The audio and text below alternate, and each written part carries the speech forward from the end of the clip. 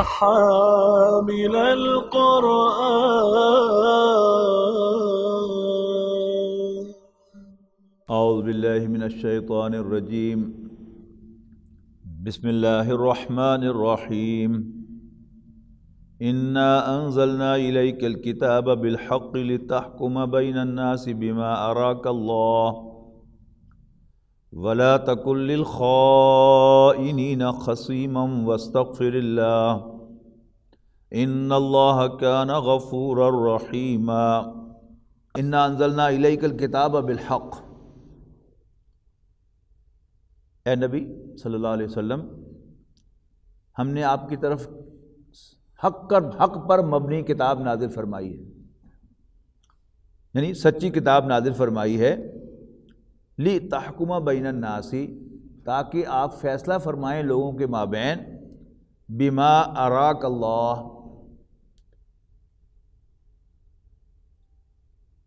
جیسے اللہ تعالیٰ نے آپ کو سجھایا ہے. دیکھیے، فیصلے کے اندر دو چیزیں ہوتی ہیں اور دونوں ہی بڑی اہمیت کی حامل ہیں. ایک ہوتا ہے قانون اور ایک ہوتی ہے ججمنٹ. یعنی قانون تو سامنے ہوتا ہی ہے، کسی بھی دیانتدار جج کے وہ اس کے خلاف فیصلہ نہیں کرتا، لیکن وہ دونوں طرف کے دلائل سنتا ہے، ادھر کے بھی دلائل سنتا ہے اور ڈیفینڈنٹ کے بھی دلائل سنتا ہے. اس کے بعد پھر ایک رائے بنتی ہے، اور یہ لفظ رائے جو ہے یہ رایتن سے بنا ہے. را یرا کے معنی ہے دیکھنا، یعنی ایک انسان کی انٹرنل ویژن ہوتی ہے ہر معاملے کے اندر کہ جس کے مطابق انسان ایکٹ کرتا ہے. تو اللہ تعالیٰ نے ایک طرف رسول اللہ صلی اللہ علیہ وسلم پر کتاب نازل فرمائی ہے، اس کی روشنی میں آپ اپنی ویژن کے مطابق فیصلہ کرتے ہیں. ہم نے آپ پر کتاب نازل فرمائی ہے لِتَحْكُمَ، تاکہ آپ فیصلہ فرمائیں بین الناس، لوگوں کے درمیان، بما اراک اللہ، جیسے اللہ تعالیٰ نے آپ کو دکھایا ہے. ولا تکن للخائنین خصیما، اور مت جھگڑنا، مت بحث کرنا، مت پلیڈ کرنا دغا بازوں کو. واستغفر اللہ، اور اللہ تعالیٰ سے بخشش مانگ. اب بظاہر اگر آپ اس آیت کو پڑھیں گے تو یعنی بڑی عجیب سی لگے کہ رسول اللہ صلی اللہ علیہ وسلم سے فرمایا جا رہا ہے کہ آپ خیانت کرنے والوں کو پلیڈ نہ کریں. اس کے پیچھے واقعہ یہ تھا کہ ایک معاملہ ہوا کہ کسی منافق نے چوری کی کسی مسلمان کے گھر، اور وہ اس کا کچھ جنگ کے آلات اور آٹے کی ایک بوری، جو بھی آٹا تھا، جو کا تھا، گندم کا تھا، وٹ ایور، وہ چوری کر کے پہلے اپنے گھر لے کے آیا. لیکن بوری میں سوراخ تھا، لہذا تھوڑا تھوڑا آٹا جو ہے اس میں سے گرتا رہا، اور وہ بوری جو آٹا تھا وہ سیدھا اس کے گھر تک لے آیا تحقیق کرنے والوں کو. لیکن اسے خیال آیا کہ ایسا نہ ہو کہ میرے گھر سے یہ مال برآمد ہو تو میں پکڑا جاؤں. تو وہ راتوں رات ہی وہ مال جو ہے وہ یہودی کے ہاں لے گیا اور اس کے پاس جا کے اس نے رکھوا دیا امانت کے طور پر. اب جب صبح جو کلیم کرنے والا تھا اس نے کلیم کیا اور آگے اس نے کہا کہ یہ دیکھیے یہاں تک یہ آ رہا ہے، اس کے گھر تک، اور یہ چور ہے. لیکن اس نے کہا کہ نہیں، یہ دیکھو آگے بھی جا رہا ہے، اور وہ یہودی کے گھر کا راستہ بتا دیا. یہودی نے صاف صاف کہا کہ جی میرا اس کے ساتھ کوئی تعلق نہیں ہے، سوائے اس کے کہ یہ رات کو میرے پاس فلاں شخص جو تھا یہ امانت رکھوا کے گیا تھا. اب اس منافق نے قسمیں کھانی شروع کر دی. رسول اللہ صلی اللہ علیہ وسلم کی عدالت میں کیس آ گیا اور اس نے قسمیں کھانی شروع کر دی. نہ صرف اس نے بلکہ اس کے پورے خاندان نے آ کر رسول اللہ صلی اللہ علیہ وسلم کے سامنے قسمیں کھانی شروع کر دیں کہ یہ بہت شریف آدمی ہے، بہت نیک آدمی ہے، اس سے تو کوئی چوری کا سوال ہی نہیں ہے، ایسا ہے ویسا. اب ظاہر ہے کہ رسول اللہ صلی اللہ علیہ وسلم کی کو جو محبت اہل ایمان سے ہے وہ یہودیوں سے تو نہیں ہے. اور یہودی جو ہیں وہ اس معاملے میں جب رسول اللہ صلی اللہ علیہ وسلم کو واضح طور پر رسول ماننے کے بعد وہ دھوکہ دے رہے ہیں لوگوں کو کہ یہ رسول نہیں ہے، تو زیادہ امکان کیا نظر آتا ہے کہ یہودی نے پھر وہ جھوٹ کہا ہوگا، دھوکہ دیا ہوگا، اور یہ کلمہ گو جو ہے یہ سچا ہے۔ لیکن حقیقت کیا تھی؟ حقیقت میں تو وہی جو کلمہ گو تھا منافق، کلمہ تو پڑھتے ہیں سارے منافقین، وہی اصل میں چور تھا۔ اب چونکہ رسول اللہ صلی اللہ علیہ وسلم کے دل میں یعنی ایک سافٹ کارنر بار بار کی ان کی قسموں اور یقین دہانیوں سے پیدا ہو گیا، تو اسی پر اللہ تعالیٰ نے یہ آیت نازل کر کے رسول اللہ صلی اللہ علیہ وسلم کو متنبہ کر دیا کہ یہ ان کی قسموں میں آپ نہ آئیں اور یہ خائن ہیں، لہذا آپ ان کے لیے پلیڈ نہ کریں، ان کے لیے بحث نہ کریں۔ یعنی مراد یہاں پر یعنی بحث کرنا مراد نہیں ہے، رسول اللہ صلی اللہ علیہ وسلم کی حیثیت تو وہاں پر حکم کی تھی، فیصلہ کرنے والوں کی تھی۔ یعنی مراد کیا تھا کہ آپ ان کی طرف انکلائنڈ نہ ہوں، ان دغا بازوں کی طرف۔ رسول اللہ صلی اللہ علیہ وسلم کا اپنا ایک فرمان ہے جس کا مفہوم یہ ہے کہ میرے پاس جو بھی کیس آتا ہے، میں جو بھی شواہد ہوتے ہیں، دلائل ہوتے ہیں، اس کے مطابق فیصلہ کرتا ہوں۔ ممکن ہے تم میں سے کوئی شخص میرے پاس آئے اور اپنی چرب زبانی کی بنیاد پر اپنے کیس کو زیادہ اچھا پلیڈ کر لے دوسرے فریق کے مقابلے میں، اور مجھ سے وہ کوئی اپنے حق میں ڈکری لے جائے، فیصلہ لے جائے، تو اسے یاد رکھنا چاہیے کہ مجھ سے وہ زمین کا ٹکڑا نہیں بلکہ جہنم کا ایک ٹکڑا لے کر گیا ہے۔ تو جہاں تک اللہ تعالیٰ کا معاملہ ہے، اللہ تعالیٰ تو ہر چیز کا جاننے والا ہے، لیکن نبی اکرم صلی اللہ علیہ وسلم اللہ تعالیٰ نے آپ کو بہت عمدہ سمجھ عطا فرمائی تھی، سب سے اچھی سمجھ عطا فرمائی تھی، لیکن اس سب کے باوجود بہرحال چونکہ نبی اکرم صلی اللہ علیہ وسلم کو وہی بات معلوم ہوتی ہے کہ جو اللہ تعالیٰ آپ کے علم میں لاتا ہے۔ اور سیرت النبی میں ایسے بھی آپ کو واقعات ملتے ہیں کہ اللہ تعالیٰ نے رسول اللہ صلی اللہ علیہ وسلم کو کامیابی سے ہمکنار کرانے کے لیے آپ کے دل میں ایک غلط بات ڈالی۔ آپ سمجھ گئے ہوں گے کہ نبی اکرم صلی اللہ علیہ وسلم نے خواب دیکھا کہ میں اپنے ساتھیوں کے ساتھ عمرہ ادا کر رہا ہوں۔ اب رسول اللہ صلی اللہ علیہ وسلم کو ایسا سمجھ آئی کہ یہ ابھی جانا ہے، حالانکہ وہ نبی کا خواب جھوٹا تو نہیں ہوتا، سچا ہوتا ہے ہمیشہ نبی کا خواب، اور اس کی حیثیت حکم کی ہوتی ہے۔ لیکن آپ کو یاد ہوگا کہ ہم بھی جب خواب دیکھتے ہیں تو ہمارے پیچھے کوئی کیلنڈر نہیں ہوتا کہ یہ واقعہ جو میں دیکھ رہا ہوں یہ کب پیش آئے گا، ممکن ہے اگلے دن پیش آ جائے، عین ممکن ہے کہ وہ سال کے بعد پیش آئے یا 10 سال کے بعد پیش آئے۔ تو رسول اللہ صلی اللہ علیہ وسلم نے اس کو انٹرپریٹ کیا کہ یہ ابھی جانا ہے، لیکن وہ انٹرپریٹیشن نبی اکرم صلی اللہ علیہ وسلم سے اللہ تعالیٰ کروانا چاہتا تھا۔ کیوں؟ اسی کے نتیجے میں صلح حدیبیہ ہوئی، ٹھیک ہے نا، جس کو قرآن مجید میں فتح مبین قرار دیا گیا ہے۔ یعنی ہمارے خیال کے مطابق فتح مبین جو ہے فتح مکہ بنتی ہے، لیکن قرآن مجید نے صلح حدیبیہ کو فتح مبین کہا ہے۔ کیوں کہا ہے؟ اس لیے کہ بہرحال وہ جو سارا ایونٹ تھا کہ رسول اللہ صلی اللہ علیہ وسلم اس خواب کو انٹرپریٹ کر کے کہ ابھی جانا ہے، آپ اپنے ساتھیوں کے ساتھ حدیبیہ پہنچ گئے، اور وہاں پہنچ کر آپ نے حضرت عثمان رضی اللہ تعالیٰ عنہ کو نیگوشیٹ کرنے کے لیے بھیجا کہ ہمارا ارادہ صرف عمرہ کرنے کا ہے، ہم جنگ کے ارادے سے نہیں آئے تو عمرہ کرنے کی اجازت دے دو۔ لیکن انہوں نے کیا کیا؟ شرارت کی قریش نے۔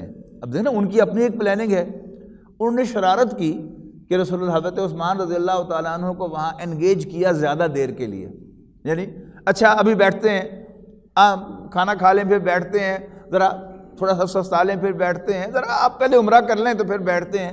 اس کو تو صاف انکار کر دیا حضرت عثمان رضی اللہ تعالیٰ عنہ نے کہ میں رسول اللہ صلی اللہ علیہ وسلم کے بغیر عمرہ نہیں کروں گا۔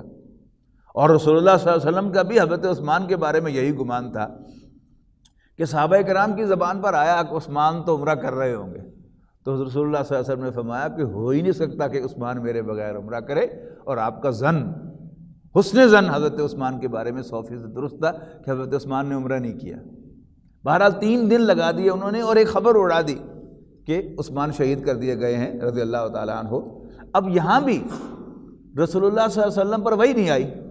اب اللہ تعالیٰ یہ چاہتا تھا کہ آپ اس افواہ پر ہی بلیو کر لیں، اور رسول اللہ صلی اللہ علیہ وسلم نے بلیو کیا، اور آپ نے صحابہ کرام کی طرف ہاتھ بڑھایا کہ میرے ہاتھ پر بیعت کرو موت کی، کہ تم یہاں پر مر جاؤ گے لیکن عثمان کے خون کا بدلہ لیے بغیر نہیں جاؤ گے۔ اور یہی بیعت ہے جس نے سارا پانسا پلٹا ہے، کہ جب صحابہ کرام 1400 صحابہ نے یعنی لڑنے مرنے کی بیعت کر لی، تو اس سے جو روب پڑا ہے قریش پر، کوئی یہ تو لڑنے مرنے کو تیار ہو گئے، تب وہ آئے ہیں صلح کرنے کے لیے، یعنی اپنی وہ ایک ٹانگ اونچی رکھنے کے لیے کہ نہیں اس سال نہیں عمرہ کرنے دیں گے، اگلے سال عمرہ کرنے کے لیے آپ آئیں اور یہ شرائط ہیں، اور بظاہر اپنا سارا شوق پورا کیا کہ ہر معاملے میں رسول اللہ صلی اللہ علیہ وسلم کو، مسلمانوں کو دبایا۔ لیکن بہرحال جب بھی معاہدہ ہوتا ہے اس میں کچھ سارا ٹیک نہیں ہو سکتا، کچھ نہ کچھ گیو بھی کرنا پڑتا ہے، گیو اینڈ ٹیک میں۔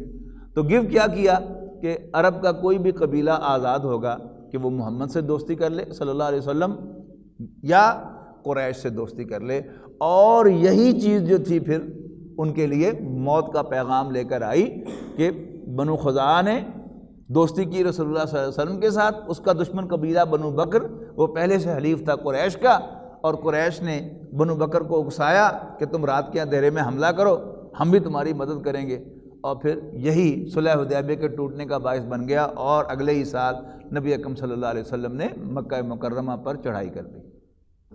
تو یعنی وہ کام کہ جو 10 سال پہلے محال نظر آتا تھا کہ رسول اللہ صلی اللہ علیہ وسلم کو مکہ مکرمہ سے بھی نکلنا پڑا، لیکن مدینہ منورہ آتے ہی جیسے سارے کا سارا وہ جو سیکوینس آف ایونٹس ہے بڑا ریپڈ ہوا، لیکن اس جگہ پر تو آ کر یعنی ریپڈ ترین ہو گیا، موسٹ ریپڈ ہو گیا کہ دیکھتے ہی دیتے، یعنی ایک طرف قریش نے نبی اکرم صلی اللہ علیہ وسلم اور آپ کے ساتھیوں کو عمرے کی بھی اجازت نہیں دی، لیکن دوسری طرف دیکھتے ہی دیکھتے جسٹ 2 سال کے اندر مکہ مکرمہ فتح ہو گیا۔ یار بندہ مومن کا معاملہ وہی ہے نا، خود ہمارے دین کی تلقین ہے کہ مومن پر اعتماد کرو، تو رسول اللہ صلی اللہ علیہ وسلم نے بہت سے اہل ایمان آگے قسمیں کھا رہے ہیں، تو نبی اکرم صلی اللہ علیہ وسلم انکلائنڈ ہوئے، آپ سے کوئی غلط فیصلہ تو نہیں ہو سکتا تھا، لیکن آپ ذرا انکلائنڈ ہی ہوئے تھے تو فوراً جو ہے اللہ تعالیٰ کی طرف سے وارننگ آ گئی کہ مت طرفدار بننا، مت پلیڈ کرنا، مت بحث کرنا خائنوں کے لیے، یعنی دغا بازوں کے لیے۔ اور ساتھ ہی کہا کہ اب میرے اور آپ سے 100 غلطیاں سرزد ہو جائیں تو اللہ تعالیٰ جو ہے وہ پہلے کچھ وارننگ دیتا ہے اور پھر کہتا ہے جا دفعہ ہو جاؤ۔ اب اپنے نبی کو اللہ تعالیٰ جو ہے صرف دل میں خیال آنے پر بھی ٹوک دیتا ہے، یعنی آپ صلی اللہ علیہ وسلم کے دل میں اب تھوڑا سا رجحان پیدا ہوا کہ ٹھیک ہی کہہ رہے ہوں گے، تو اس سے قبل کہ آپ فیصلہ صادر فرماتے اللہ تعالیٰ کا حکم آ گیا کہ آپ ان کے طرفدار نہ بنیں، واستغفر اللہ، اور اللہ تعالیٰ سے بخشش مانگیں، ان اللہ کان غفور الرحیمہ، بے شک اللہ تعالیٰ بخشنے والا مہربان ہے۔ ولا تجادل عن الذین یختانون انفسہم، اور وہ لوگ کہ جو اپنے ہم جنسوں سے خیانت کرتے ہیں ان کی طرف سے پلیڈ نہ کرنا، ان کی طرف سے بحث نہ کرنا۔ اب یہاں ہم جنس کون ہے؟ مسلمان، اس لیے کہ اس منافق نے مسلمان کے ہاں چوری کی تھی اور پھر یہ سارا کا سارا ڈرامہ رچایا تھا، تو مت طرفداری کرنا، مت بحث کرنا ان کے لیے جو اپنے ہم جنسوں سے خیانت کرتے ہیں۔ ان اللہ لا يحب من کان خوانا اثیما، بے شک اللہ تعالیٰ کسی بھی خیانت کرنے والے کو، یعنی پکے چور کو، پکے دغا باز کو، خوان جو ہے یہ فعال کے وزن پر مبالغے کا صیغہ ہے، فعل ہے نا، کام، عمل، اور فاعل کام کرنے والا، فعال بہت زیادہ کام کرنے والا، تو خائن خیانت کرنے والا، اور خوان ہمیشہ خیانت کرنے والا، جیسے دجل کے معنی دھوکہ فریب، اور دجال ہمیشہ فریب دینے والا، تو یعنی فریبی کردار ہے المسیح الدجال کہ جو جھوٹا یا فریبی مسیح ہوگا۔ اللہ تعالیٰ ہمیں اس سے محفوظ رکھے۔ یستخفون من الناس ولا یستخفون من اللہ، یہ لوگ لوگوں سے تو چھپتے ہیں، ولا یستخفون من اللہ، لیکن اللہ سے نہیں چھپتے۔ ہر چور، ہر جھوٹا، ہر خائن، دھوکے باز، وہ اپنی اس دھوکے دہی کو لوگوں سے چھپاتا ہے کہ کہیں میرا راز فاش نہ ہو جائے، کہیں پتہ نہ چل جائے، یعنی کوئی 2 نمبری کرتا ہے اپنے کاروبار میں، اپنی پروڈکٹ میں یا اپنی سیل میں، تو کوشش اس کی کیا ہوتی ہے کہ لوگوں کو پتہ نہ چل جائے کہ میں کوئی دھوکہ دے رہا ہوں، اس لیے کہ اگر لوگوں کے علم میں آ جائے کہ یہ دھوکہ دے رہا ہے تو اس کا مال کوئی نہیں خریدے گا، اس کی پروڈکٹ جو ہے کوئی اس کو اپروو نہیں کرے گا، اس لیے کہ وہ دھوکہ ہے۔ اچھا، اب اس کو تبصرہ کیا جا رہا ہے کہ یہ لوگ لوگوں سے تو چھپتے ہیں جبکہ اللہ سے نہیں چھپتے۔ وَهُوَ مَعَهُمْ حالانکہ اللہ تعالیٰ تو ان کے ساتھ ہے، یعنی ساتھ ہوتا ہے، اذ یبیتون، جب وہ راتیں بسر کرتے ہیں، باتا یبیتو بیتن کے معنی رات بسر کرنا، اور یبیتون یعنی مشوروں میں رات بسر کرنا۔ اذ یبیتون ما لا یرضی من القول، جب وہ راتیں گزارتے ہیں ان باتوں میں مشورے کرتے ہوئے کہ جن سے اللہ تعالیٰ راضی نہیں ہوتا۔ وَكَانَ اللَّهُ بِمَا يَعْمَلُونَ مُحِيطًا، اور جو کچھ بھی یہ کرتے ہیں اللہ تعالیٰ ان کے تمام حرکتوں کا احاطہ کیے ہوئے۔ ہاں انتم ہؤلاء جادلتم عنہم فی الحیات الدنیا، بھلا تم لوگ دنیا کی زندگی میں تو ان کی طرف سے بحث کر لیتے ہو۔ اب یہ روئے سخن کس طرف ہے؟ یعنی اس منافق کے جو طرفدار بن کے آئے تھے رسول اللہ صلی اللہ علیہ وسلم کے سامنے، اب انہیں وارننگ دی جا رہی ہے کہ ہاں انتم ہؤلاء، بھلا تم لوگ دنیا کی زندگی میں تو جادلتم عنہم، ان سے ان کی طرف سے جدال کرتے ہو، یعنی ان کی طرف سے بحث کرتے ہو، ان کی طرف سے پلیڈ کرتے ہو، فی الحیات الدنیا، دنیاوی زندگی میں۔ فمن یجادل اللہ عنہم یوم القیامہ، لیکن قیامت کے دن ان کے لیے کون پلیڈ کرے گا اللہ کے سامنے؟ اما یکون علیہم وکیلا، یا کون ان کا وکیل بنے گا؟ یعنی وکالت جو ہے اب چونکہ ایک پیشہ بن گیا ہے، اور اس پیشے میں باقاعدہ وکیل کا حق جو ہے یہ قانونی طور پر تسلیم کیا گیا ہے کہ وہ مجرم کا بھی وکیل بن سکتا ہے۔ اسے معلوم بھی ہو کہ یہ مجرم ہے تو قانون اسے یہ حق دیتا ہے، ہمارا قانون، دینی اسلام کا قانون اسے حق نہیں دیتا، ہمارا قانون اسے حق دیتا ہے کہ وہ اس کو پلیڈ کرے اور اس کے جرم پر پردہ ڈالے، یا اس کے جرم کو ناجرم ثابت کر دے کہ جرم ہے ہی نہیں۔ اور یہ سب کچھ جو ہے وہ آج دنیا کے قانون میں بالکل روا بھی ہے اور آئے دن ہوتا بھی ہے۔ تو فرمایا ہاں انتم ہؤلاء جادلتم عنہم فی الحیات الدنیا ومن یجادل اللہ عنہ یوم القیامۃ ام من یکون علیہم وکیلا، یا کون ان کا وکیل بنے گا؟ ومن یعمل سوءا او یظلم نفسہ، اور جو کوئی بھی کوئی برائی کرے گا یا اپنے اوپر ظلم ڈھائے گا، ثم یستغفر اللہ، پھر وہ اللہ تعالیٰ سے بخشش مانگے گا، استغفار کرے گا، یجد اللہ غفور الرحیم، تو وہ اللہ تعالیٰ کو بخشنے والا، رحم کرنے والا پائے گا۔ اور قرآن مجید نے اس مضمون کو بہت انداز سے، کئی اسالیب سے واضح کیا ہے کہ اللہ تعالیٰ جو ہے تم معافی مانگو اور پھر یقین رکھو کہ اللہ تعالیٰ تمہیں بخش دے گا۔ یعنی اس میں جو سب سے گلوریس آیت ہے قرآن مجید کی وہ سورہ زمر میں وارد ہوئی ہے، یا عبادی الذین اسرفوا علی انفسہم، اے میرے وہ بندو جنہوں نے اپنے اوپر ظلم ڈھایا ہے، لا تقنطوا من رحمت اللہ، اللہ تعالیٰ کی رحمت سے مایوس نہ ہونا، ان اللہ یغفر الذنوب جميعا، بے شک اللہ تعالیٰ تو سب گناہوں کو بخش دیتا ہے۔ بہت بڑی یہ ایک اللہ تعالیٰ کی طرف سے، یعنی جسے کہتے ہیں نا کہ عام سیل لگ گئی معافی کی، بخشش کی، کہ what ever you have done, تم نے قتل کیا ہے، چوری کی ہے، زنا کیا ہے، شرک کیا ہے یہاں کے اللہ تعالیٰ کا، باز آ جاؤ اس سے، اللہ تعالیٰ کے یہاں توبہ کر لو تو اللہ تعالیٰ اس کو بھی معاف کر دے گا۔ صحابہ کرام جن کے مرتبے کو تصور کر کے ہم جو ہیں وہ ایسا محسوس کرتے ہیں کہ جیسے ہم زمین میں گڑے ہوئے ہیں اور وہ آسمان پہ بیٹھے ہیں، لیکن آپ ان کی زندگیوں کو دیکھیں تو ایک وقت وہ تھا کہ حضرت عمر رضی اللہ تعالیٰ عنہ نہ صرف اسلام کے مخالف تھے بلکہ اپنے گھر سے یہ ارادہ لے کر نکلے کہ وہ نبی اکرم صلی اللہ علیہ وسلم کی حیات طیبہ کا چراغ گل کریں گے۔ تو اگر ہمارے ہاں دفعہ 302 جو ہے وہ اقدام قتل ہے اور وہ بہت بڑا جرم ہے اور شاید بیلیبل آفینس بھی نہیں ہے، تو پھر حضرت عمر کس جرم کے ارتکاب کر رہے تھے؟ لیکن اللہ تعالیٰ نے جب انہیں ہدایت دے دی اور انہوں نے پچھلے تمام گناہوں سے توبہ کر لی، تو پھر اب وہ صحابہ کرام میں بھی صرف حضرت ابوبکر صدیق رضی اللہ تعالیٰ عنہ کو اوورٹیک نہیں کر سکے، باقی سب کو انہوں نے اوورٹیک کر لیا۔ سب سے آگے نکل گئے اور بہت اونچا مقام انہوں نے پایا۔ یہ کیا ہے؟ اللہ تعالیٰ جو ہے وہ بخش دیتا ہے۔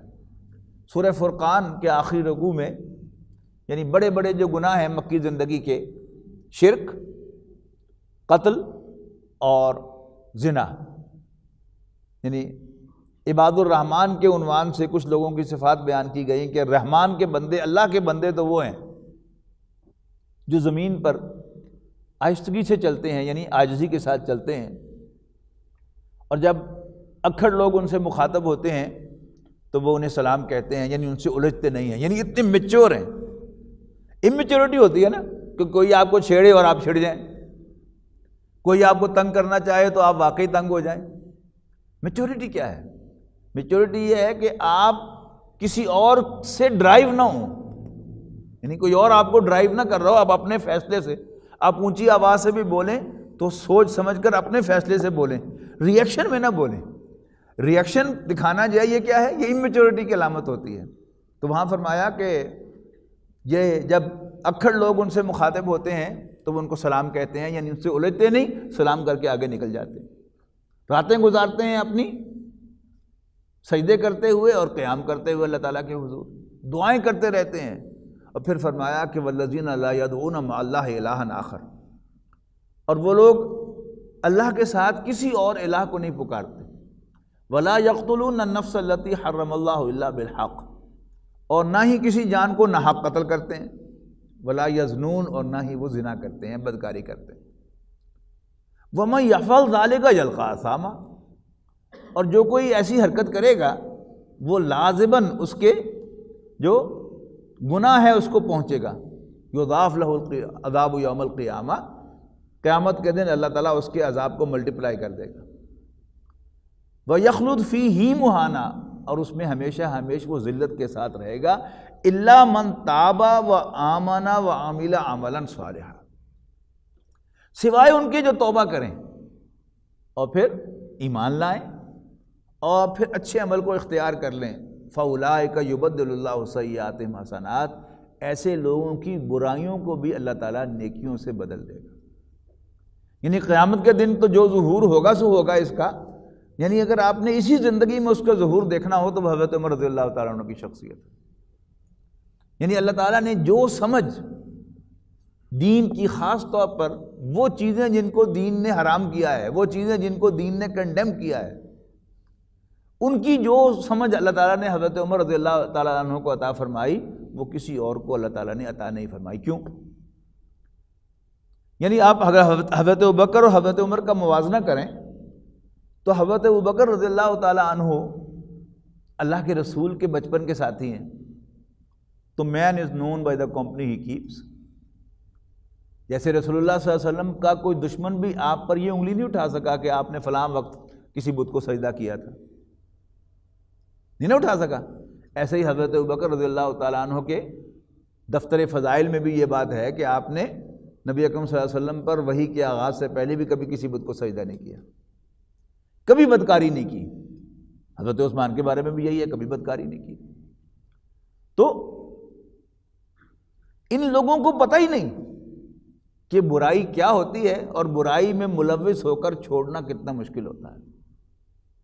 یہ کہ جو شخص برائی میں ملوث نہیں ہوا وہ تو سیف ہے، لیکن جب انسان کو کسی برائی کی لت پڑ جائے، یعنی خاص طور پر یہ جو جنسی بے رحم روی ہے، جو اس لائن پر چڑھ جاتا ہے، پھر ایسا اس کے اندر اللہ تعالیٰ نے انسان کا امتحان لینے کے لیے لذت رکھی ہے کہ پھر اسے چھوڑنا انسان کے لیے آسان نہیں ہوتا۔ تو وہ لوگ کہ جو برائی کے راستے پر کبھی چلے نہیں، انہیں اندازہ ہی نہیں کہ برائی کتنی بری ہوتی ہے۔ جس کی سب سے بڑی مثال میں دوں گا کہ غزوہ بدر میں 70 قیدی ہاتھ لگے۔ تو یہ پہلا موقع تھا، پہلی جنگ تھی اور پہلی دفعہ قیدی ملے تھے۔ تو رسول اللہ صلی اللہ علیہ وسلم نے اپنے معمول کے مطابق صحابہ کرام سے مشورہ فرمایا ان کے ساتھ کیا سلوک کیا جائے۔ حضرت ابوبکر صدیق رضی اللہ تعالیٰ عنہ نے بڑا ایک شریفانہ نیک مشورہ دیا، جیسے خود ایک کریم انسان ہے تو اسی طرح ایک کریم انسان جیسا انہوں نے مشورہ دیا کہ یہ ہمارے ہی ساتھ، ہمارے ہی اپنے ہیں، کوئی غیر نہیں ہے، لہٰذا ان سے کچھ تاوان لے کر جو پڑھے لکھے ہیں ان سے بچے پڑھوا کر انہیں چھوڑ دیا جائے۔ لیکن حضرت عمر رضی اللہ تعالیٰ عنہ نے بہت سخت رائے تھی، بہت سخت رائے تھی۔ انہوں نے بھی یہی کہا کہ یہ ہمارے اپنے ہیں رشتہ دار، لیکن ہماری اور ان کے درمیان جنگ جو ہے وہ ایمان اور کفر کی بنیاد پر ہوئی ہے، اب یہ ہمارے اپنے نہیں رہے، لہذا ہم میں سے ہر شخص اپنے قریب ترین رشتہ دار کو اپنے ہاتھوں سے قتل کرے، اور پھر نام لے لے کر کہا کہ آپ فلاں کو قتل کریں، ابو بکر فلاں کو قتل کرے، میں اپنے فلاں کزن کو قتل کروں، وہ فلاں کو قتل کرے۔ اب رسول اللہ صلی اللہ علیہ وسلم بھی چونکہ نرم دل انسان تھے، آپ کو حضرت ابو بکر کی رائے پسند آئی، اسی پر عمل ہوا، لیکن قرآن مجید میں اللہ تعالیٰ نے کہا کہ کسی نبی کو زیب نہیں دیتا کہ اس کے ہاتھ کچھ قیدی لگیں اور وہ زمین رنگین کیے بغیر انہیں چھوڑ دے۔ مطلب کیا ہے کہ حضرت عمر کی رائے اللہ تعالیٰ کو پسند آئی۔ کیوں پسند آئی؟ اس لیے کہ حضرت ابوبکر رضی اللہ تعالیٰ عنہ نے اسلام دشمنی اور رسول اللہ صلی اللہ علیہ وسلم کی دشمنی کا کبھی تجربہ ہی نہیں کیا تھا۔ He had no experience.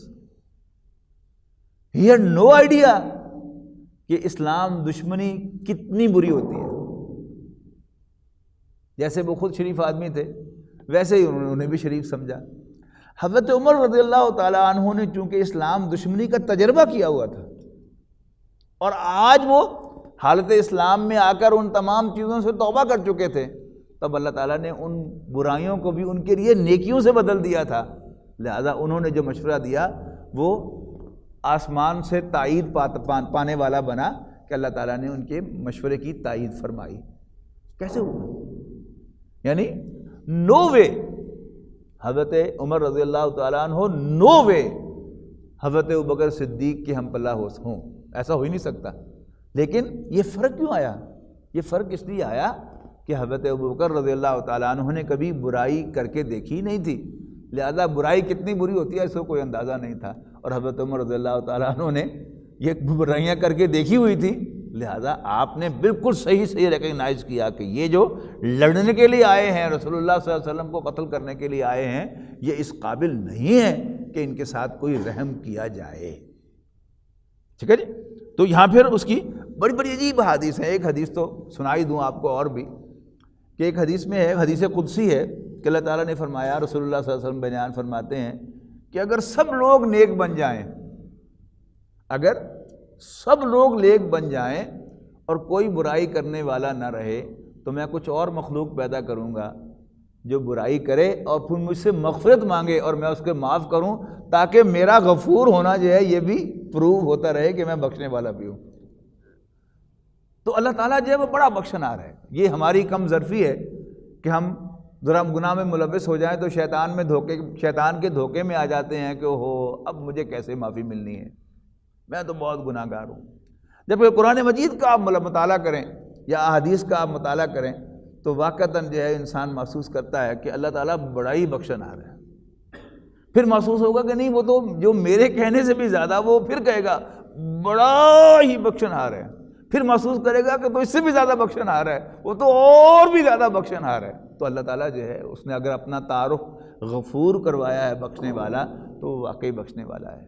اگر اس نے خود کو غفار کہا ہے تو وہ واقعی بخشنے والا بھی ہے اور بخشنے کو پسند بھی فرماتا ہے۔ اللہ تعالیٰ ہمیں اس کی سیل سے فائدہ اٹھانے کی توفیق عطا فرمائے۔ تہجد کے جو معمولات ہیں ان میں جو سب سے بڑا ہے وہ استغفار ہے، یاد رکھیے گا۔ اللہ تعالیٰ سے بخشش مانگنا، سیل لگی ہوتی ہے، اسپیشل سیل، اس وقت جو ہے وہ ویسے تو ہر چیز سے مانگنی چاہیے، کاروبار کی ترقی بھی اللہ تعالیٰ سے مانگنی چاہیے، جاب میں پروموشن بھی اللہ تعالیٰ ہی سے مانگنی چاہیے، لیکن جب اللہ تعالیٰ کے ساتھ کبھی وہ لائن مل جائے تو اس سے مانگنے کی بہترین چیز جو ہے وہ استغفار ہے۔ یہی انبیاء کرام کا دستور رہا ہے، ٹھیک ہے۔ تو فرمایا ثم یستغفر اللہ یجد اللہ غفور الرحیم، وہ برائیاں کرنے کے بعد اس نے کوئی برائی کی ہو یا اپنے اوپر ظلم ڈھایا ہو، پھر وہ اللہ تعالیٰ سے بخشش مانگے تو وہ اللہ تعالیٰ کو بخشنے والا مہربان پائے گا۔ ومن یکسب اسما فانما یکسبہ علی نفسہ، اور جو کوئی گناہ کرتا ہے تو اس کا وبال اسی پر آتا ہے، وکان اللہ علیما حکیما، اور اللہ تعالیٰ جاننے والا حکمت والا ہے۔ وَمَن یکسب خطیئۃ او اثما، اب پچھلا جو واقعہ تھا جو اس ان آیات سے متعلق ہے اس کو ذہن میں رکھیں گا تو ایک دم سمجھ میں آ جائے گا۔ اور جو کوئی برائی کماتا ہے، جو کوئی برائی کماتا ہے یا گناہ کماتا ہے، ثم یرمی بہ بریئا، اور پھر وہ اس برائی کا الزام کسی اور پر تھوپ دیتا ہے، جیسے اس منافق نے کیا کہ یہودی کے پاس جا کر امانت رکھوایا اور پھر اسی کو مورد الزام ٹھہرا دیا کہ یہ چور یہ ہے۔ تو جو کوئی گناہ کرے یا برائی کرے اور پھر ثم یرمی بہ بریئا، اور پھر اس کا الزام کسی اور پر تھوپ دے، فقد احتمل بہتانا و اسما مبینا، تو ایک بہت بڑے بہتان اور صریح گناہ کا بوجھ اس نے اپنے سر لاد لیا۔ ولولا فضل اللہ علیک ورحمتہ، اور اگر اللہ تعالیٰ کا فضل اور اس کی رحمت نہ ہوتی، لہمت طائفۃ منہم ان یضلوک، تو ان میں سے ایک گروہ، یعنی منافقوں کو ایک گروہ قریب تھا کہ آپ کو بھی بھٹکا دیتا۔ میں نے عرض کیا نا کہ آپ کا دل بھی تھوڑا سا مائل ہونے لگا تھا کہ اتنے سارے لوگ جو قسمیں کھا رہے ہیں تو اس میں کچھ نہ کچھ صداقت تو ہوگی۔ تو یعنی یہ سخت لفظ آیا ہے جو اگر قرآن مجید میں نہ ہوتا تو شاید میں یہ لفظ جو ہے اس کو بھی اوائڈ کر جاتا، لیکن چونکہ اللہ تعالیٰ نے قرآن مجید میں یہ لفظ استعمال کیا ہے، اور میں اس کی وضاحت پہلے کر چکا ہوں کہ نبی اکرم صلی اللہ علیہ وسلم کے یعنی دل کے اندر اب یہ تھوڑا سا رجحان جو ہے وہ پیدا ہونے لگا تھا، تو اس کو بھی اللہ تعالیٰ نے کہا ہے کہ اس لیے کہ نبی کے شایان شان جو ہے غلط رجحان بھی نہیں ہے۔ یعنی میں اور آپ جو ہیں وہ باقاعدہ کوئی گناہ بھی کر بیٹھے تو بھی قرین قیاس ہے، تو نبی چونکہ اللہ تعالیٰ کی طرف سے معصوم ہوتا ہے تو اللہ تعالیٰ نبی کو کہاں روکتا ہے، یعنی اس خیال پر ہی اللہ تعالیٰ اس کو روک دیتا ہے، اس لیے کہ کوئی عمل جو ہے وہ اس پر سرزد نہ ہونے پائے۔ تو قریب تھا کہ یہ آپ کو بھٹکا دیتے۔ وما یضلون الا انفسهم، اور یہ اپنے سوا کسی اور کو نہیں بہکا سکتے۔ وما یضرونک من شیء، اور یہ آپ کا کچھ بگاڑ بھی نہیں سکتے۔ یہ اصل میں کیا ہے، یہ قرآن مجید کے کئی مقامات پر یہ بات جو ہے وہ آئی ہے۔ منافقین کا سردار جو تھا وہ عبداللہ ابن ابی تھا، یہ مدینہ منورہ کا سب سے بڑا رئیس تھا، ایک بہت پاورفل آدمی تھا، اور جو پاورفل آدمی ہوتا ہے لازماً جو بھی مین ان چیئر یا ایگزیکٹو پوسٹ پر جو بھی شخص ہوتا ہے اس کو اس کا لحاظ رکھنا پڑتا ہے، اور اگر وہ اس کا لحاظ نہیں رکھتا تو ہی کین گیو ہم اے ٹف ٹائم۔ تو رسول اللہ صلی اللہ علیہ وسلم کو یہ کہا جا رہا ہے کہ اب اس کی پیچھے جو ہے یہ انفلوئنشل لوگ ہیں جن میں عبداللہ ابن ابی بھی شامل ہے، تو آپ گھبرائیے مت، آپ کا یہ بگاڑ کچھ نہیں سکیں گے۔ وَأَنزَلَ اللَّهُ عَلَيْكَ الْكِتَابَ وَالْحِكْمَةَ، اور اللہ تعالیٰ نے آپ پر کتاب و حکمت نازل فرمائی ہے۔ وَعَلَّمَكَ مَا لَمْ تَكُنْ تَعْلَمْ، اور آپ کو وہ کچھ پڑھایا سکھایا ہے جو آپ کبھی نہ جان سکتے تھے۔ وَكَانَ فَضْلُ اللَّهِ عَلَيْكَ عَظِيمًا، اور اللہ تعالیٰ کا آپ پر بہت فضل ہے، بہت آپ پر عنایت ہے اللہ تعالیٰ کی۔ اس معاملے میں ہمارا بھی طرز عمل جو ہے وہ بنیادی طور پر ایسا ہی ہونا چاہیے کہ جو بھی انسان کو اپنے اندر خیر نظر آئے انسان اسے اللہ تعالیٰ کی طرف منسوب کرے کہ یہ اللہ تعالیٰ کا مجھ پر فضل ہے۔ یعنی کیا خیر ہو سکتی ہے؟ مثال کے طور پر ہم میں سے کوئی آدمی جو ہے وہ غیر معمولی ذہین ہے، اب ذہانت کیا ہے؟ یہ اللہ تعالیٰ کی دین نہیں ہے؟ اللہ تعالیٰ نے ہم میں سے جس کو چاہا جیسے چاہا جہاں چاہا پیدا کیا، جس کو چاہا ہم میں سے گورا بنایا، جس کو چاہا گندمی بنایا، جس کو چاہا سانولا بنایا، جس کو چاہا کالا بنایا، جس کی چاہے ناک جو ہے وہ ذرا پرومیننٹ بنائی، خوبصورت بنائی، اور جس کی چاہے ذرا بیٹھی ہوئی بنائی، جس کو دی اللہ تعالیٰ نے چاہا اس کو موٹی آنکھیں دیں، خوبصورت آنکھیں دیں، اور جس کو چاہا وہ چھوٹی چھوٹی آنکھیں دیں۔ کسی کو اللہ تعالیٰ نے دراز قد بنایا، کسی کو درمیانہ بنایا، کسی کو چھوٹا بنایا۔ اسی طرح ہم میں سے اللہ تعالیٰ نے کسی کو ذہانت عطا کی ہے تو اس میں اس کا کوئی کمال نہیں ہے، تو اس پر اللہ تعالیٰ کی طرف نسبت جب وہ دیتے رہنا چاہیے کہ یہ سب میرے رب کا کمال ہے، ھذا من فضل ربی، یعنی عام طور پر ہم اس کو لکھ لیتے ہیں ایک روٹین میں اپنی عمارت پر، اپنے گھر پر، ھذا من فضل ربی، لیکن اگر واقعتاً انسان اس کو ذرا شعور میں لے کے آئے کہ یہ میرے رب کی عنایت ہے مجھ پر، میرے جیسے اور لوگ ہیں جن کو رہنے کے لیے گھر نصیب نہیں ہے، یا اللہ تیرا شکر ہے کہ تو نے مجھے یہ گھر دیا ہے، یہ تیرا فضل ہے مجھ پر، تیری عنایت ہے مجھ پر، میرا حق نہیں تھا۔ یہاں تک کہ اصولی طور پر تو اللہ تعالیٰ نے ہمیں خواہ چھوٹی ہی آنکھیں دی ہوں، دیکھنے کو آنکھیں دی ہیں تو اللہ تعالیٰ کا فضل ہے، میرا حق نہیں تھا کہ اللہ تعالیٰ مجھے دیکھنے کو آنکھیں دیتا، میرا حق نہیں تھا کہ اللہ تعالیٰ مجھے بولنے کو زبان دیتا، میرا حق نہیں تھا کہ اللہ تعالیٰ مجھے سننے کو کان دیتا، میرا حق نہیں تھا کہ اللہ تعالیٰ مجھے چلنے کو پاؤں دیتا۔ یہ سب کچھ اگر اللہ تعالیٰ نے دیا ہے تو یہ کیا ہے؟ یہ اللہ تعالیٰ کا فضل ہے۔ پھر خصوصی فضل، یعنی نبی اکرم صلی اللہ علیہ وسلم پر نوع انسانی میں سب سے زیادہ فضل ہوا اللہ تعالیٰ کا، تو پھر رسول اللہ صلی اللہ علیہ وسلم کو بھی یہ لازم ہے اللہ تعالیٰ کی طرف سے کہ آپ اس کا اظہار کریں کہ یہ سب کچھ جو ہے یہ میرے رب کی عنایت ہے، اس لیے کہ بندے کا کوئی حق، غلام کا کوئی حق نہیں ہوتا، سب کا سب جو ہے وہ مالک کا اختیار یا اس کی دین ہوتی ہے۔ وَكَانَ فَضْلُ اللَّهِ عَلَيْكَ عَظِيمًا، اور اے نبی آپ پر اللہ تعالیٰ کا بڑا فضل ہے۔ لا خیر فی کثیر من نجواہم، اور ان کے مشوروں میں بالعموم کوئی خیر نہیں ہوتا۔ یہ مضمون جو ہے وہ زیادہ کھل کر آیا ہے سورہ مجادلہ میں جا کر، ان آیات کو پڑھ کے میں جلدی سے آپ کو وہ آیات بھی سناتا ہوں، مضمون واضح ہو جائے گا۔ فی الحال ترجمہ کر لیں، لا خیر فی کثیر من نجواہم، ان کی سرگوشیوں میں بالعموم کوئی خیر نہیں ہوتا۔ اور وہاں سورہ مجادلہ میں جا کے آئے گی یہ بات کہ جب بھی دو منافق جو ہیں وہ سر جوڑ کر بیٹھتے تھے، یا وہ ٹولی جو ہے وہ کہیں مسجد نبوی میں سر جوڑ کے بیٹھتی تھی، تو جو مخلص صحابہ سے انہیں بڑی تشویش ہوتی تو اللہ خیر کرے پھر بیٹھ کر جڑ کے۔ وہاں بھی یہ کہا گیا کہ یہ آپ کا کچھ بگاڑ نہیں سکتے، اپنا منہ کالا کرائیں گے، آپ کا کچھ بگاڑ نہیں سکتے۔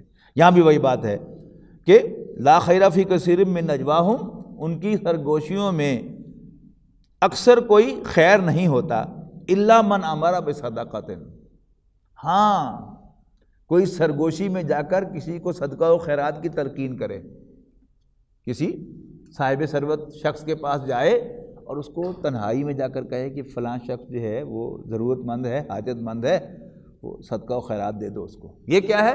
یہ سرگوشی میں کرنے کا کام ہے۔ یا او معروف، یا نیکی کی تلقین کرے، کوئی شخص جو ہے وہ نماز نہیں پڑھتا تو تنہائی میں جا کر اس کو ملائے، بجائے پبلک میں اس کو ذلیل کرنے کے، تو نماز کو نہیں پڑھتا، تنہائی میں جائے اس کو جا کے کہے کہ بھائی میرے بھائی نماز پڑھا کرو۔ یا کوئی شخص جو ہے اس میں کوئی اور برائی ہے، تنہائی میں جا کر کچھ کہے کہ بھائی نہیں یہ چھوڑ دو، بری بات ہے، اچھا نہیں ہے۔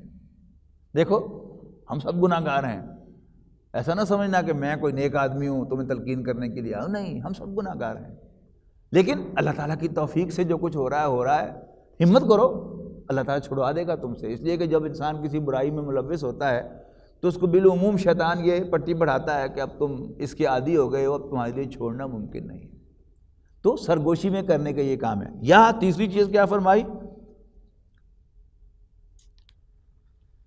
او اصلاح بین الناس، یا لوگوں کے درمیان صلح کرانا، یہ بہت کرنے کا کام ہے۔ یعنی زندگی میں اللہ تعالیٰ کی توفیقی سے جو کچھ بھی کیا ہے، دین کا جو کام بھی کیا ہے، لیکن سب سے زیادہ جو مسرت اپنی زندگی میں محسوس کرتا ہوں اپنے چند ان کاموں پر جہاں انسانوں کے درمیان صلح کرائی ہے، خاص طور پر میاں بیوی کے درمیان، بہت مزے کا کام ہے۔ یعنی اگر آپ کریں تو انسان کو جو سکون ملتا ہے اس کی آپ یعنی الفاظ میں بیان نہیں کر سکتا کہ کتنی بڑی سکون والی بات ہے۔ جب آپ صلح کراتے ہیں دو فریقوں کے درمیان، دو انسانوں کے درمیان، تو انہیں آپس میں ایک دوسرے سے شکایتیں ہوتی ہیں، تو وہاں پر تو رسول اللہ صلی اللہ علیہ وسلم نے جھوٹ بولنے کی اجازت دی ہے کہ آپ ایک فریق کے پاس گئے اسے کہا بھائی ہاں بھائی کیا مسئلہ ہے؟ اس نے گالیاں بھی دیں دوسرے فریق کو اور بہت اپنی شکایات جو ہیں وہ اس نے کی۔ اب اگر آپ وہ ساری باتیں اس کو جا کے سنائیں گے پھر تو صلح ہو رہی۔ تو آپ کہیں کہ اصل میں میں گیا تھا ان کے پاس، تو میرا تو اندازہ یہی ہے کہ بس آپ کے درمیان کچھ غلط فہمی ہے، اس کے دل میں آپ کے لیے بڑے اچھے جذبات ہیں، اور وہ جذبات جو ہیں وہ تھوڑے سے اظہار ہو بھی جاتا ہے۔ تو یہ کیا ہے؟ یہ کرنے کا کام ہے اور بہت مزے کا کام ہے، خاص طور پر یعنی گھر ٹوٹ رہا ہو بالکل اور آپ کونسلنگ کے لیے ان ہو، لیکن ان شرائط کے ساتھ، خاص طور پر یہ گھریلو معاملہ ہوتا ہے یہ بہت نازک ہوتا ہے، یعنی کسی خاتون جو اپنے شوہر سے بہت زیادہ جو ہے وہ شکایات رکھتی ہو، وہ رونا شروع کر دے تو پھر آپ کے لیے بہت بڑا ایشو ہے کہ آپ وہاں سے بھاگ جائیں فوراً چھوڑ کے، اس لیے کہ اب وہ کیا توقع کرتی ہے کہ آپ اسے کنسول کریں گے۔ آپ کنسول کریں گے تو پھر کنسول کرتے ہوئے شیطان جو ہے وہ بیچ میں آ کر جو ہے آپ کو کسی اور راستے پر ڈال سکتا ہے۔ تو پریفریبلی کسی خاتون کے ساتھ تو کوئی ملاقات بڑی سے بڑی نیکی کرنے کے لیے بھی تنہائی میں نہیں کرنی چاہیے، اس کو تو قسم ڈال دیں آپ، اس لیے کہ شیطان جو ہے وہ ڈر آئے گا اور آپ کو کسی اور ہی وادی میں جا کر گرا دے گا کہ جہاں سے آپ کے لیے نکلنا جو ہے وہ مشکل ہو جائے گا۔ لیکن بہرحال اس میں کوشش کرنا کہ کم سے کم کسی شخص کی موجودگی میں، اس کا کوئی عزیز ہو یا کم سے کم اس کا کوئی عزیز اویلیبل نہیں ہے تو اپنا ہی کوئی ساتھی جو ہے وہ ساتھ لے جائیں، اس لیے کہ جب وہ اظہار کرے تو پھر تھوڑا سا کوئی نہ کوئی روک جو ہے وہ ہو اس چیز میں کہ انسان کسی اور چیز میں ملوث نہ ہو۔ لیکن بارہ میں عرض کر رہا تھا کہ تیسری چیز فرمائی لوگوں کے درمیان صلح کرانا، اصلاح بین الناس، لوگوں کے درمیان اصلاح یعنی صلح کرانا۔ وَمَن يَفْعَلْ ذَلِكَ ابْتِغَاءَ مَرْضَاتِ اللَّهِ، اور جو کوئی ایسا کرے گا اللہ تعالیٰ کو خوش کرنے کے لیے، فَسَوْفَ نُؤْتِهِ أَجْرًا عَظِيمًا، تو عنقریب ہم اسے بہت بڑا اجر عطا فرمائیں گے۔ وَمَن يُشَاقِقِ الرَّسُولَ مِن بَعْدِ مَا تَبَيَّنَ لَهُ الْهُدَىٰ، یہ بڑی اہم آیت ہے۔ اور جو کوئی رسول کی مخالفت کرے گا اس کے بعد کہ اس پر ہدایت واضح ہو گئی، وَيَتَّبِعْ غَيْرَ سَبِيلِ الْمُؤْمِنِينَ، اور وہ مومنوں کے راستے کو چھوڑ کر کوئی اور راستہ اختیار کرے گا۔ اب دو چیزیں ہیں یہاں پر، اصل ہدایت کیا ہے؟ اللہ اور اس کے رسول کی ہدایت، لیکن اس کے ساتھ کی چیز کیا فرمایا ہے کہ جو رسول کی مخالفت کرے گا اس کے بعد کہ اس پر ہدایت واضح ہو گئی، اور اس کا ثبوت کیا ہے کہ وہ مومنوں کے راستے کو چھوڑ کر کوئی اور راستہ اختیار کرے۔ یعنی ایک شخص اپنے خیال میں تو سمجھتا ہے کہ میں قرآن و حدیث سے گائیڈنس لے رہا ہوں، لیکن وہ جو گائیڈنس ڈرا کر رہا ہے وہ مومنوں کے عام راستے کے خلاف ہے، تو وہ بھی کیا ہے؟ وہ گمراہی ہے، یاد رکھیے گا۔ اسی مضمون کو قرآن مجید میں سورہ توبہ میں بیان کیا گیا ہے کہ السابقون الاولون من المہاجرین والانصار، سبقت لے جانے والے، پہل کرنے مہاجرین میں سے اور انصار میں سے، والذین اتبعوہم بإحسان، اور جنہوں نے ان کی پیروی کی احسان کے ساتھ، نیکی کی نیت کے ساتھ، رضی اللہ عنہم ورضوا عنہ، اللہ ان سے راضی ہوگا اور وہ اللہ سے راضی ہوں گے۔ یعنی سابقون الاولون کا جو راستہ ہے مہاجرین اور انصار میں سے سبقت دے جانے والوں کا راستہ، اصل میں اتباع جو اسی کا ہے، یعنی کلاسیکلی سپیکنگ یا آئیڈیلی سپیکنگ اتباع رسول ہے صلی اللہ علیہ وسلم۔ لیکن چونکہ رسول اللہ صلی اللہ علیہ وسلم اللہ کے نبی ہیں، اور رسول اللہ صلی اللہ علیہ وسلم کو اللہ تعالیٰ نے یعنی بعض روایات کے مطابق 40 مردوں، بعض کے مطابق 70 مردوں کی طاقت دی ہے، اور اس کا اظہار بھی ہوتا ہے۔ یعنی آپ کی رات کی نماز جو تھی، قرآن مجید گواہ ہے کہ وہ 2/3 رات، آدھی رات یا 1/3 رات پر منحصر ہوتی تھی۔ تو اگر سردیوں کی راتیں ہیں لمبی اور 2/3 رات جو ہے آپ نے گزاری ہے، رات کا مطلب کیا ہے؟ یعنی آپ مغرب سے شروع ہو جائیں اور پھر طلوع آفتاب، طلوع فجر تک، صبح صادق تک آپ رہیں، وہ ہے آپ کی رات۔ اس کا 2/3 آپ لگائیں تو کتنے گھنٹے ہو گئے؟ یعنی کوئی 5-6 گھنٹے کی آپ کی وہ رات کی نماز ہو تو ویسے ہی جو ہے وہ ہم تو شاید 1 گھنٹہ بھی کھڑے ہو جائیں تو ہماری تو جان نکلنے کو آ جائے۔ آپ کے پاؤں متورم ہوتے تھے، سوج جاتے تھے وہ قیام اللیل کی وجہ سے، اور پھر دن کو آپ سوتے نہیں تھے۔ یعنی جن لوگوں کو آج اللہ تعالیٰ اگر توفیق دیتا ہے کہ وہ تہجد گزار ہوتے ہیں تو دن کو آرام بھی فرماتے ہیں۔ رسول اللہ صلی اللہ علیہ وسلم دن بھر یعنی آپ کی کیا کیا مشغولیات تھی اس کا اگر آپ حساب لگائیں تو انسان کام جاتا ہے. یعنی ایک تو چومکھی جنگ ہے، یعنی ہر وقت کوئی نہ کوئی مہم ہے، فوجی مہم جس کو آپ سپروائز کر رہے ہیں پیچھے سے، بعض میں آپ خود شریک بھی ہیں. پھر آپ 5 وقت نماز بھی پڑھاتے ہیں مسجد نبوی کے اندر.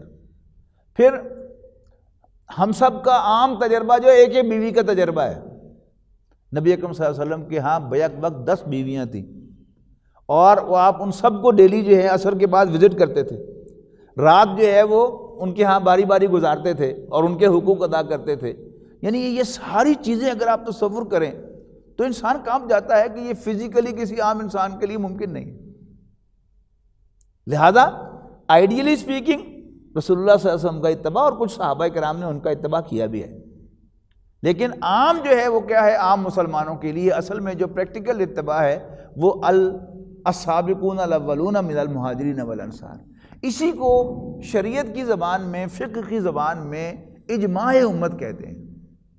یعنی دین کی وہ انٹرپریٹیشن جس پر امت نے ایگری کر لیا، خاص طور پر خلافت راشدہ کے دور میں جو فیصلے ہوئے اجماع کہتے ہیں. یعنی امت جو ہے وہ ایک وحدت تھی، اور اس میں حضرت عمر رضی اللہ تعالیٰ عنہ نے جو نوع انسانی پر بہت بڑا احسان کیا تھا کہ اپنی حیثیت کو 1/3 پر محدود کر دیا. یعنی اس سے پہلے بادشاہ ہوتے تھے، بادشاہ سبھی کچھ ہوتے تھے، تو حضرت عمر رضی اللہ تعالیٰ عنہ نے جج کا عہدہ بنایا، جو گویا جوڈیشری علیحدہ کر دی، اور مجلس شورا بنائی اور لیجسلیچر علیحدہ کر دی. اب وہ سارے فیصلے وہ اب لے کے جاتے تھے مجلس شورا میں کروانے کے لیے، سارے کے سارے قوانین وہیں پر طے ہوئے. اب وہ فیصلے کے جو اس مجلس میں ہوئے اور امت نے ان پر ایگری کیا، انہیں شریعت کی زبان میں اجماع امت کہا جاتا ہے. اور ہماری جو چاروں فقہ ہیں ان کے نزدیک اجماع امت جو ہے یہ ایک حجت ہے. جیسے اللہ کا کلام حجت ہے اور رسول اللہ صلی اللہ علیہ وسلم کے فرمودات، آپ کی سنت حجت ہے. تیسری حجت دین میں کیا ہے؟ دین کی تیسری دلیل کیا ہے؟ اجماع امت. یعنی جس ایشو پر امت نے ایگری کر لیا، اب وہ کیا ہے؟ وہ بھی دین میں ایک حجت کا درجہ رکھتی ہے. اور اس کے بعد پھر اجتہاد ہے. پھر کوئی نیا ایشو آ جائے تو اس پر اجتہاد کا دروازہ بھی کھلا رکھا گیا ہے، بند نہیں کیا گیا. لیکن ظاہر ہے کسی بھی معاملے میں اجتہاد کرنے کے لیے انسان کا کمپیٹنٹ ہونا ضروری ہوتا ہے. میڈیکل ریسرچ کون کرے گا؟ کوئی ڈاکٹر ہی کرے گا نا. کوئی عام آدمی جو ہے وہ انجینئر، اور انجینئرنگ کا سارا اس کا پروفیشن ہے، اور وہ کوئی میڈیکل ریسرچ کرے گا بھی صحیح تو اس کی ریسرچ ویلڈ نہیں ہوگی. تو اہل علم جو کمپیٹنٹ اتھارٹیز ہیں وہ اگر اس پر اجتہاد کریں گی تو ان کا اجتہاد بہرحال ویلڈ ہوگا. لیکن ہر XYZ کا اجتہاد جو ہے وہ ویلڈ نہیں ہوگا. امام شافعی رحمۃ اللہ علیہ کو یہ بات تو سمجھ میں آئی تھی کہ یہ حجت ہے اجماع امت، لیکن انہیں قرآن مجید میں سے کوئی آیت نہیں مل رہی تھی. کہ میں جب اصول فقہ وہ تیار لکھ رہے تھے تو انہیں اس پر کوئی حجت نہیں مل رہی تھی کہ قرآن مجید میں اس کی دلیل کہاں ہے. تو 300 مرتبہ وہ کہتے ہیں کہ میں نے قرآن مجید کو اس نظر سے پڑھا کہ میں وہ دلیل ڈھونڈوں کہ اجماع امت جو ہے یہ بھی کوئی اتھارٹی ہے. تو 301ویں مرتبہ جب وہ قرآن مجید کی تلاوت کر رہے تو پھر اس آیت پر جا کر ان کی نظر ٹکی کہ یس، کہ جو بھی اب مومنوں کے راستے سے ہٹ کر کوئی راستہ اختیار کرے گا تو نولی ہی ما تولا، تو ہم اس کو اسی کے حوالے کر دیں گے جس راستے پر وہ چلنا چاہتا ہے. وَنُصْلِهِ جہنم، اور ہم اس کو جہنم میں ڈالیں گے. وَسَاءَتْ مَصِيرًا، اور وہ بہت برا اینڈ ہے، بہت برا ٹھکانہ ہے. بارک اللہ لی ولکم فی القرآن العظیم ونفعنی وإیاکم بالآیات والذکر الحکیم.